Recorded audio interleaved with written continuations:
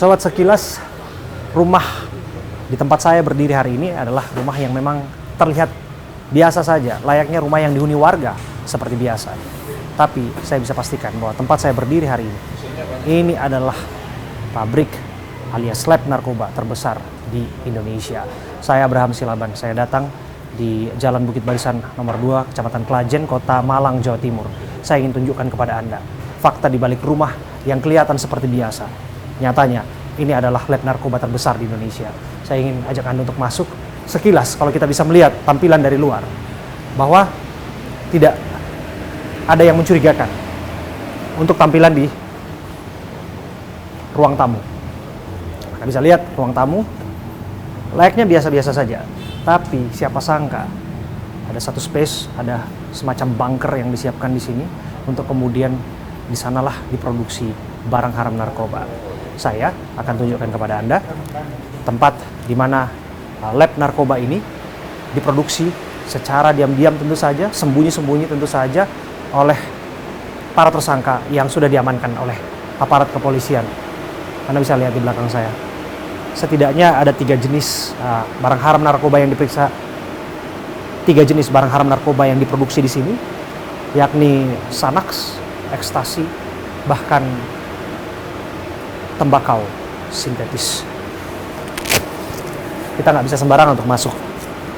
Jadi kita nggak mau merusak TKP tentu saja, barang bukti, maka kita harus menggunakan sarung tangan seperti ini untuk kemudian bisa melihat lebih dekat, bisa mengidentifikasi lebih dekat apa-apa saja yang menjadi barang-barang di tempat ini dan bagaimana kemudian modus para tersangka, apa yang mereka produksi di tempat ini. Dan sampailah kemudian kita pada kesimpulan bahwa ini adalah lab narkoba terbesar di Indonesia. Disebutkan bahkan di sini ada 1,2 juta ton proyeksi ekstasi yang akan dicetak di tempat ini. Lihat, ini dia. Setidaknya ada 3 bagian dari bunker ini. Di sini disebut menjadi ruang percetakan. Ini ada oven di mana kemudian yang menjadi bagian dari produksi Xanax dan juga ekstasi. Ini dia mesin cetaknya, dan sebelum kemudian dicetak, ini adalah mesin ayaknya atau granulator atau mesin pencacahnya.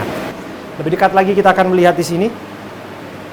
Ini dia nih, sobat. Ruang lab destilasi dan cetak ekstasi.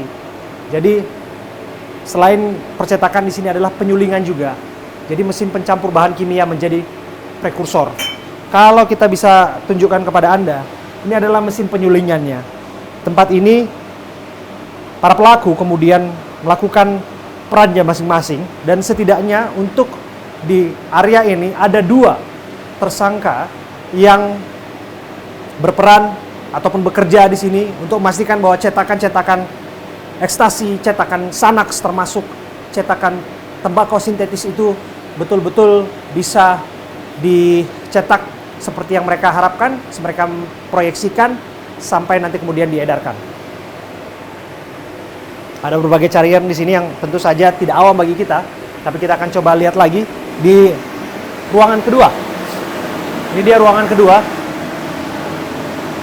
Kami bisa pastikan bahwa ruangan ini memang sangat mengganggu indera penglihatan kami, sedikit pedas untuk berada di sini. Tapi ini dia ruangan kedua dari bunker narkoba terbesar di Indonesia.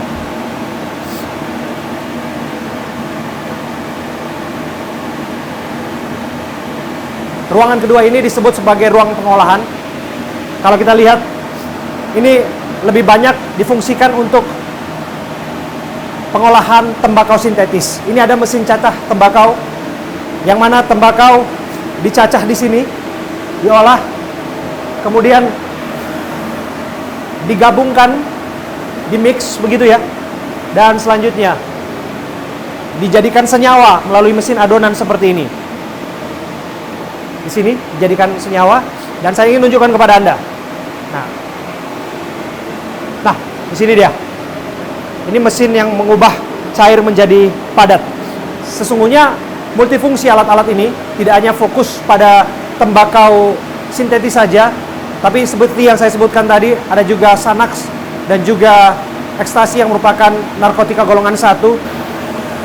Anda bisa lihat di sini juga, ini adalah mesin penyedot hawa panas. Karena saya bisa pastikan di tempat saya berdiri saat ini betul-betul hampa udara, sehingga pada akhirnya suhu panas tercipta di tempat ini dengan aktivitas mesin produksi yang berkala, sehingga pada akhirnya dibutuhkan semacam alat penyedot panas untuk kemudian mendinginkan suhu di sini, paling tidak mensterilisasi suhu di sini, atau paling tidak berusaha untuk menormalisasi suhu yang ada di sini. Dan ruangan terakhir saya ingin tunjukkan kepada Anda ya. Ini dia.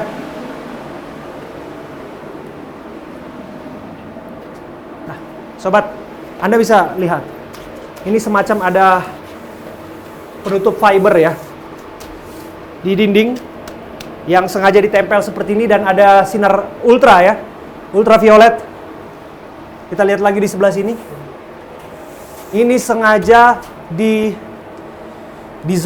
oleh para pelaku untuk kemudian panas yang tercipta di sini bisa tersalurkan, atau kemudian hawa panas ditarik melalui mesin sedot udara yang tadi kita lihat bersama.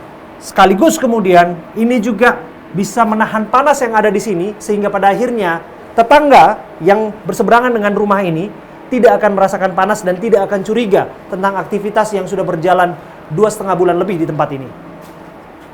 Dan yang terakhir, ini adalah ruang penyimpanan. Ini dia ruang penyimpanan.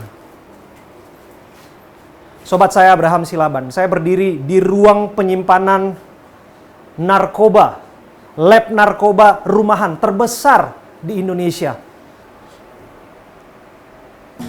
Anda bisa lihat, ini adalah Pinaka 200 liter menjadi bahan dasar pembuatan ekstasi dan Xanax. Dan apabila ini diproduksi, bahan dasar ini diproduksi setara dengan 2 juta butir pil ekstasi.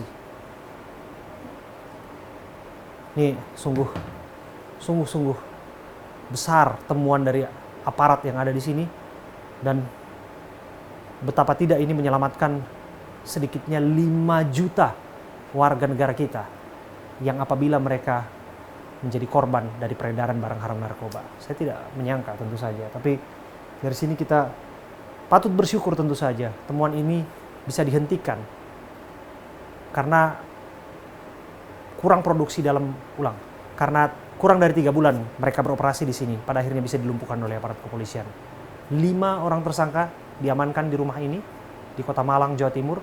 Ini merupakan pengembangan dari 3 orang tersangka yang lebih dulu ditangkap 3 hari sebelumnya di Kalibata, Jakarta Selatan, yang mana di sana ditangkap peredaran tembakau sintetis. Siapa sangka ini kemudian berujung pada pabrik narkoba terbesar di Indonesia. Pertanyaan berikutnya tentu saja, siapa di balik ini semua? Lab narkoba terbesar di Indonesia. Apakah ada tersangka besar yang saat ini masih berkeliaran dan tentu saja harus ditindak oleh polisi? Atau jangan-jangan ada pembesar atau backingan dari semua ini? Ini harus diusut tuntas. Saya Abraham Silaban bersama dengan tim saya yang hadir di sini, kita akan usut. Main kan? Udah mana? Sobat, kita akan lihat langsung ruangan ini bersama dengan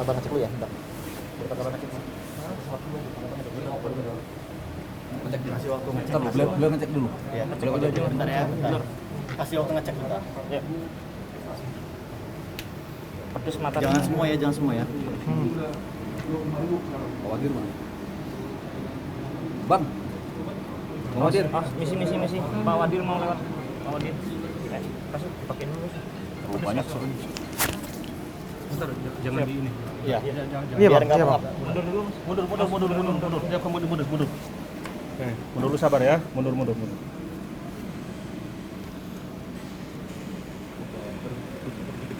Oke, bro.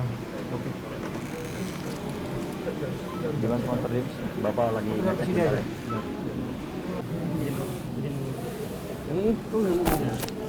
Aman. Ya, kok. Kompas sama Inus. Ini? Kompas. Kompas sama Inus. Anyus mana? Oke.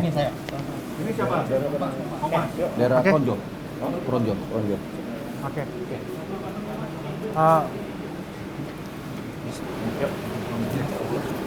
Sobat, hari ini saya bersama dengan Kepala Bareskrim Polri, Komisaris Jenderal Polisi Wahyu Widada. Kami berada di Kota Malang, Jawa Timur, dan kami berdiri di sebuah rumah yang tidak biasa karena ini luar biasa. Ini adalah laboratorium narkoba terbesar di Indonesia. Betul demikian, Jenderal? Ini laboratorium bisa dikatakan terbesar, salah satu yang besar lah. Karena di sini ada dibuat tiga pabrik di sini. 3 produk yang dihasilkan oleh rumah ini. Yang satu adalah Sinte, ini yang Sinte terbesar di Indonesia, yang selama ini kita temukan. Kemudian yang kedua, pabrik ekstasi, dan yang ketiga mereka juga memproduksi Xanax, yaitu termasuk dalam psikotropika golongan 1. Ini adalah alat-alat yang mereka gunakan. Kita bisa melihat di sini ada oven, kemudian Ada oven, ada mesin cetak ya, cetak, Pak dan Kabah? mesin ayaknya juga, di mana satu mesin ini bisa mencetak satu hari 4.000 butir. 4.000 butir 4.000 butir. ekstasi dan Xanax. Ekstasi ya gantian mereka. Either mereka menggunakan 4.000 untuk cetak Xanax atau cetak ekstasi. Itu bergantian digunakan. Oke, kami dengar ini kok hanya satu kompartasi, tapi ada bagian lain dari ruangan-ruangan lain. Oke, kita coba lihat lagi. Motor ini untuk membangkit daya apa? Ada generatornya. Tidak cukup. Ini ada mesin cacah tembakau untuk pembuatan Sinte Oh, atau tembakau sintetis ya? Kita kenal dengan tembakau gorila. oke. Ini semacam ada penyedot hawa sendiri ya, Jenderal ya? Menyedot hawanya, tapi ya kita lihat sendiri di sini baunya sudah seperti ini. Betul. Oke, ini biasanya dipasarkan di mana nih, Jenderal, rencana mereka? Dikirim kemana-mana ada permintaannya, mereka juga punya jaringannya masing-masing. Oke, bahkan kami juga dengar, Jenderal, bahwa ini akan dimodifikasi dalam bentuk cairan sehingga pada akhirnya bisa dikonsumsi seperti menggunakan vape ya. Kami lihat di sini alatnya nih, Jenderal. Ya, Ini alatnya. ini yang akan rencananya nanti dipakai untuk memodifikasi ini menjadi Sinte cair. Nah, tapi sampai sekarang belum diproduksi. Nah, tapi ini kan berarti ada potensi untuk seperti itu. Oke. Karena itu sebelum terjadi ya segera kita tabrak dulu. Oke. Kita rate dulu sebelum mereka melakukan produksi yang lebih besar lagi. Oke. Nah, ini juga mesin-mesinnya sudah kita lihat, mesin packing. Ada mesin packingnya juga ya. Cukup ya. Profesional terlihat. Profesional lah ini. Dan benar. Di sini juga kita juga melihat, Jenderal, ada metanol prekursor. Ini sepertinya kalau saya nggak salah nih, Jenderal, koreksi saya, ini bahan dasar untuk membuat ekstasi. Ya bisa untuk ekstasi, bisa prekursornya juga, bisa untuk buat ekstasi dan juga buat campuran di Sinte tadi. Oke. Dicampur supaya mereka bisa memiliki efek yang hampir sama. Oke. Kami dengar yang di tangan oleh tim Anda ada 25.000 butir Xanax, 25.000 butir juga ekstasi. Tapi dari bahan dasar ini sendiri kelihatannya jumlahnya cukup besar. Ini kalau dijadikan produksi ekstasi bisa sekitar 2 jutaan. 2 juta butir. 2 juta butir ekstasi. Jadi cukup besar sekali. Dan ini ekuivalen menyelamatkan berapa juta jiwa, Pak? Kami dengar 7 juta jiwa. 7 juta jiwa ya kalau bisa kita selamatkan dengan 2 juta butir ekstasi. Oke, Dan termasuk Sinte dan lain sebagainya. luar biasa ini. Ini bisa dikatakan memang terbesar. Dan pertanyaan berikutnya, Pak Kabah, siapa di balik ini semua? Kami dengar ada 5 orang yang diamankan di rumah ini. Ini merupakan pengembangan dari 3 orang yang lebih dulu ditangkap di Kalibata. Bisa sedikit dijelaskan? Ini ada pengembangan dari ketika kita mendapat informasi masyarakat ada peredaran Sinte di daerah Kalibata. Di Kalibata City, kemudian kita lakukan penggerbekan dan dilakukan penyelidikan oleh teman-teman kita dari Bareskrim, bekerja sama dengan Polda Jatim, bekerjasama dengan teman-teman BNNP yang ada di Jawa Timur ini dan juga dengan teman-teman dari Bea Cukai. Kita berkolaborasi. Hasil kolaborasi kita bisa temukan tempat pabriknya ada di sini. Nah, pengendalinya sedang kita kejar. Betul, warga negara asing? Masih dalam penyelidikan. Masih dalam penyelidikan. Apakah warga negara asing atau bukan? Karena kelihatan mereka melakukan pembuatan ini kan dipandu menggunakan Zoom. Tapi yang muncul hanya suara saja. Oke. Nah, ini kan harus kita cek lagi. Oke, Jenderal bisa cerita sedikit, apakah ini terkait dengan jaringan internasional? Barangkali ada nama Freddy Pratama yang sedang dicari saat ini oleh Di Narkoba Bareskrim Polri. Sampai sekarang kita belum mengarah ke sana, tapi yang pasti karena ini kan baru kemarin kita gerbek, Betul. kita juga belum melakukan pemeriksaan secara mendetail dengan para tersangkanya. Kan mereka yang ada di sini juga adalah para pekerja, para koki dan juga pengecernya, Oke. pengedarnya. Nah, untuk sampai ke sana kan nanti membutuhkan satu proses penyelidikan. Oke. Pada prinsipnya siapapun yang ada di belakang ini akan kita tabrak. Akan ditabrak. Akan ditabrak. Jadi itu semangat perang melawan narkoba. Harus. Oke. Tidak ada kata tidak, kita harus perang melawan peredaran gelap narkoba ini. Oke, terakhir Jenderal, ini mengenai eksistensi rumah di dekat permukiman warga yang tiba-tiba dalam kontrak 3 atau 4 bulan, lebih jelasnya diubah kemudian menjadi tempat lab narkoba. Saya juga bersama dengan Pak Kabar Eskrim ketika kita ke Bali bersama-sama dan melihat bagaimana Rubanah ataupun basement menjadi bunker narkoba juga. Dan di sana ada mafia Rusia Ukraina. Kemudian di sini kita lihat angkanya jauh lebih besar dan lain sebagainya. Apa yang sedang terjadi? Ya, kita melihat bahwa narkoba itu sudah merebak. Ini yang harus menjadi perhatian kita semua. Oleh karena itu kita menyelamatkan generasi muda kita dengan cara salah satu adalah mencegah mereka untuk menjadi pengguna. Ini ada bahaya terhadap masa depan Indonesia. Kita mengharapkan 2045 Indonesia emas. Nah, generasi muda kita harus kita jaga. Inilah bentuk komitmen kita untuk menjaga para generasi muda dari pengaruh narkoba. Apalagi Malang ini adalah tempat para mahasiswa. Nah, ini kan bahaya sekali. Nah, pengguna sinte kebagian besar adalah anak generasi muda, anak-anak muda. Itu yang ini yang harus kita.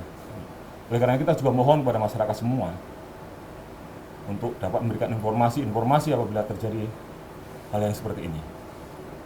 Karena kalau kita melihat rumah di tempat yang sangat ramai seperti ini, betul, tak terdeteksi. Padahal ini kan kita lihat baunya luar biasa. Betul, sangat menyengat, Jenderal. Masyarakat sebenarnya sudah mulai curiga juga.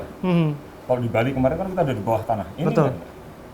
Nah, tapi kita sama-sama berkolaborasi, seluruh pihak, seluruh elemen masyarakat berkolaborasi untuk sama-sama memberantas narkoba dari hulu maupun dari hilir. Oke.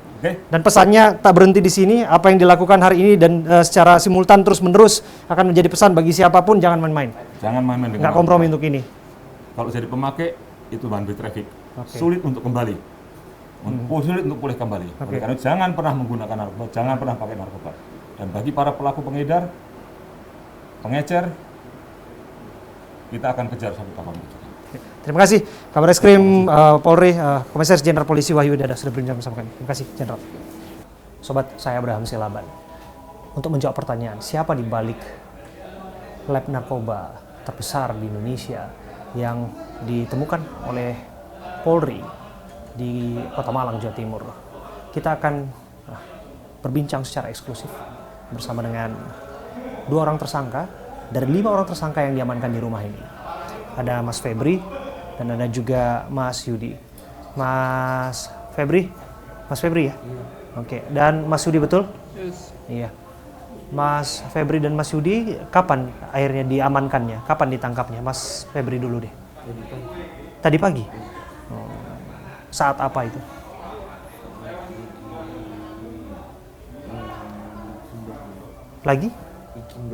Lagi bikin bahan. Oke.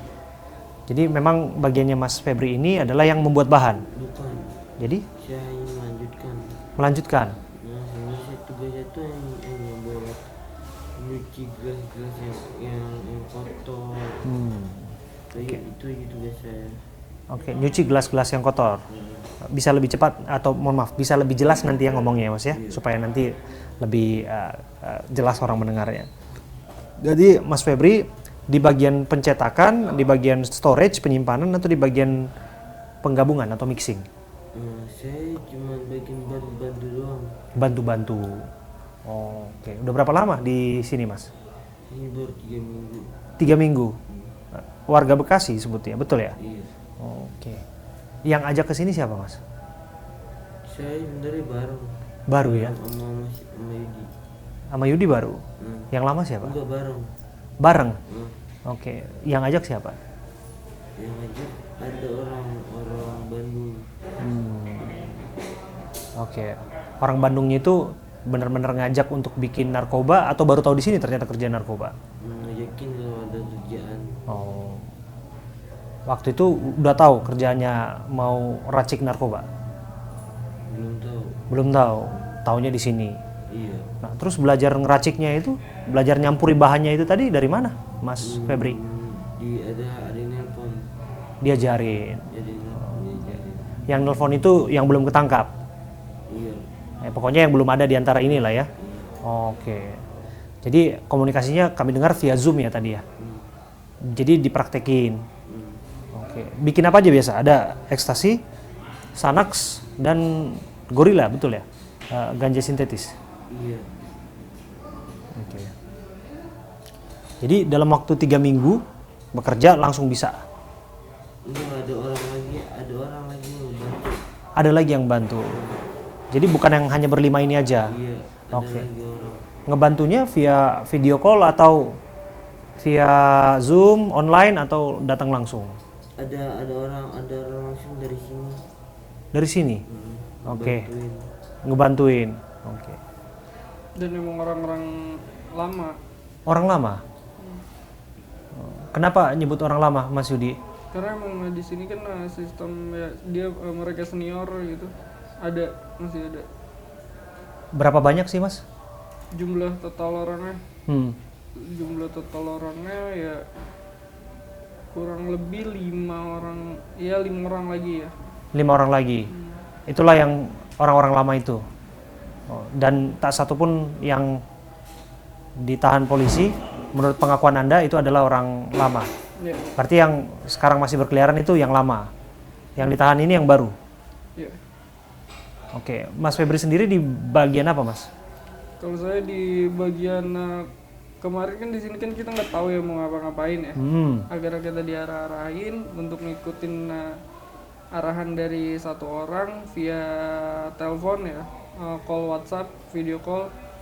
Terus ya udah kita diarahin sama dia, dibimbing langsung sama orang yang saya bilang senior itu. Orang Indonesia itu ya? Oke. Dan belum ditahan itu ya? Belum. Oke. Anda kenal nggak sama orang itu? Kalau untuk selama di sini karena bareng ya, kita ya kenal di sini aja di tempat.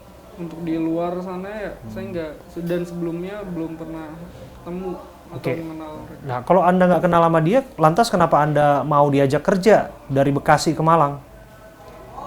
Mau diajak kerja karena ya mungkin yang pertama ya di waktu tawaran kerja itu sebenarnya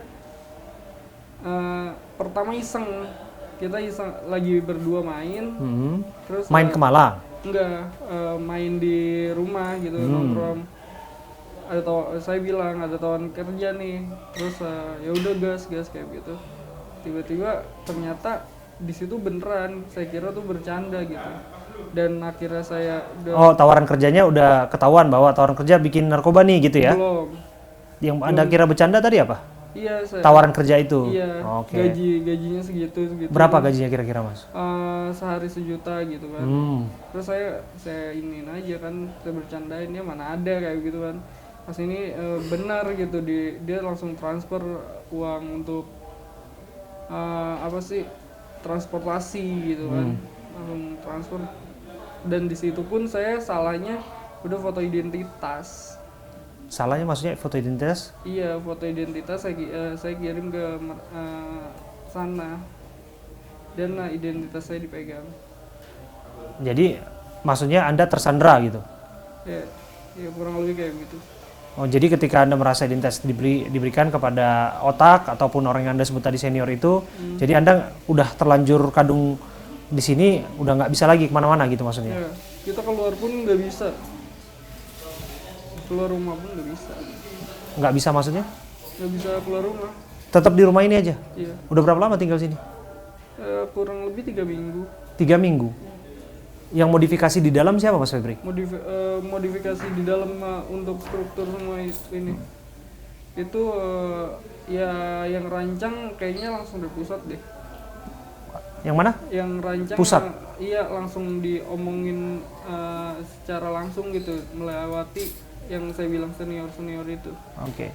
Jadi Anda menduga ini bukan sendiri, ini bukan satu-satunya labnya, berarti ada cabang-cabangnya gitu ya? Kurang tahu untuk soal itu. Oke. Dan tidak mau terlibat atau Anda datang ke sini bentuk rumahnya udah begitu? datang sini pas renovasi kok. Oh, lagi renov. Jadi begitu renov, Anda lihat ternyata modelnya udah demikian. Oke, dan Anda kemudian dari sanalah belajar via video call untuk meramu ekstasi, Xanax, gorila. Itu enggak. Kalau itu saya enggak. Jadi? Saya enggak sama sekali enggak megang soal obat-obatan atau apa. Jadi bagian Anda apa? Itu saya diarahin sama senior juga, ngeliatin senior buat sesuatu, Iya, sesuatunya itu apa? zat yang bisa dibilang bibit. Zat, Oke. iya, yang bisa dibilang bibit untuk tembakau. Iya. Anda tahu nggak itu narkoba? Baru tahu pas di sini. Baru tahu sehari kerja atau setelah lama Pas kerja? udah nggak bisa, pas Pak udah nggak bisa kemana-mana. Iya, Jadi Anda merasa terjebak. iya. Usia berapa sih, Mas? 22 jalan 23. Anda usia berapa, Mas? 23. Oke. Kalau merasa terjebak, nggak minta untuk pertolongan ke siapapun atau paling nggak menelpon yang berwajib. Di mana-mana kan ada mereka, ada polisi di mana yang bisa dijangkau. Dalam kalau kita bicara ke situ ya sebenarnya gampang aja, cuma kan di sisi lain saat kita menjalaninya itu susah banget. Susah maksudnya? Susah kita buat ya sekedar pengen teriak minta tolong aja nggak bisa, Pak. Wah, kok pengen teriak minta tolong? Kami dengar di sini suka nyanyi-nyanyi, suka terdengar cekaka-cekikikan dari tetangga dan sebagainya. Artinya kan di sini kelihatannya happy dong. Happy karena gimana ya? Mau gimana lagi gitu, Pak. Di sini kita pun diawasi. Yang ngawasin siapa? Ya yang saya bilang itu senior dan CCTV. Oke. Anda takut sama senior itu? Anda pernah dipukul atau dianiaya? Nah, tapi Anda mendapatkan upah dari apa yang Anda kerjakan kan? Dapat upah.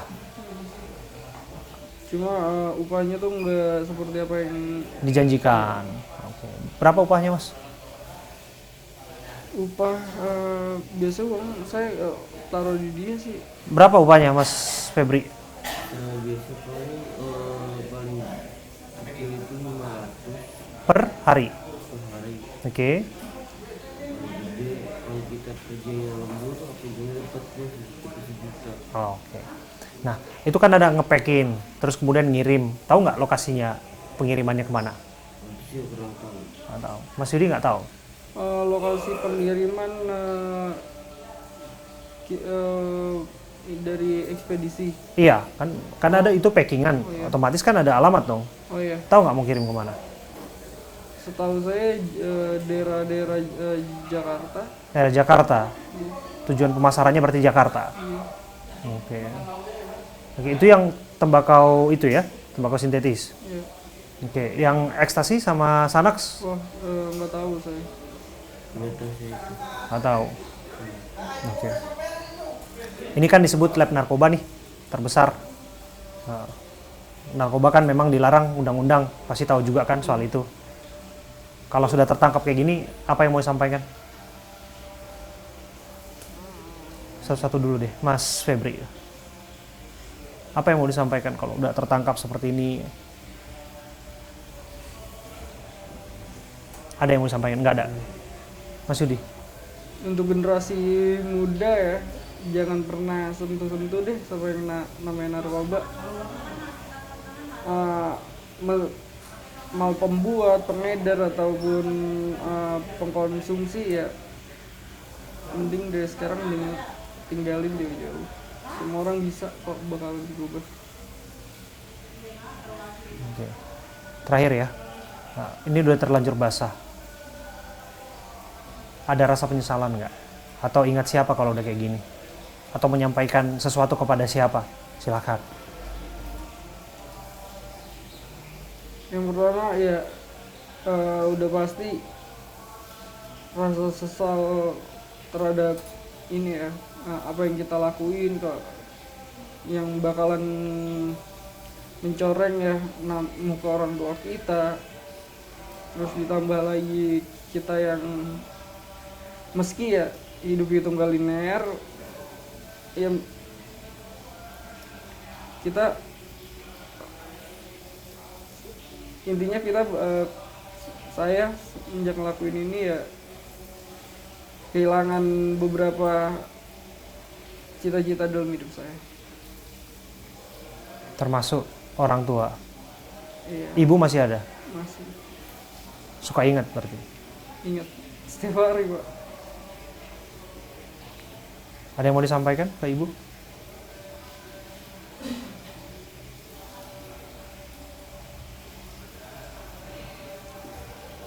Nah, minta maaf aja.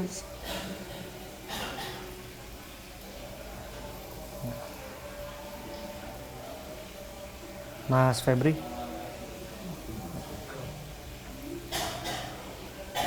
Ya, orang tua tentu saja menjadi pengingat kita untuk mendidik kita menjadi anak yang baik dan berbakti tentu.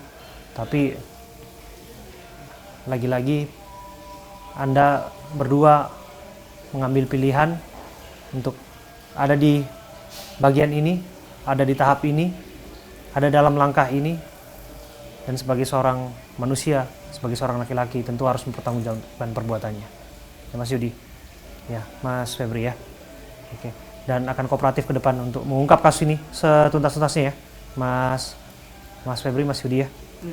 Oke. Terima kasih sekali lagi ya atas keinginan Mas Febri, Mas Yudi, mereka mau berbicara kepada kami untuk menceritakan peran mereka tentu saja yang disebutkan bahwa mereka menjadi bagian dari ini, tapi mereka disebutkan nggak sendiri, ada pengembangan-pengembangan lain, kita hargai otoritas polisi untuk mengembangkannya, dan kita akan kawal sampai pada prakteknya. Siapa di balik ini semua harus ditindak secara tegas, karena ini menjadi pesan bagi siapapun. Perang melawan narkoba harus terus digaungkan, dan tidak boleh main-main untuk kaitan ini, dan kita harus terus dukung untuk memastikan siapapun yang membekengi, orang besar, apapun yang di belakang ini semua harus tetap ditindak. Saya Abraham Silaban. Sampai jumpa.